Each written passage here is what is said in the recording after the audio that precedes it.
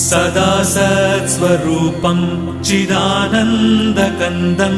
जगत्सम्भवस्थानसंहारहेतुं स्वभक्तेच्छया मानुषं दर्शयन्तं नमामीश्वरं सद्गुरुं साईनाथं नमामीश्वरं सद्गुरुं साईनाथम् भवद्ध्वान्तविध्वंसमार्ताण्डमीड्यं मनोवागतीतं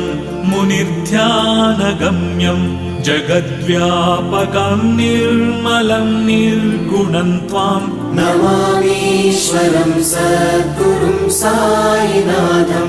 नमामीश्वरं सद्गुरुं साईनाथम् भवाम्बोधिमग्नार्दितानां जनानां स्वपादाश्रितानां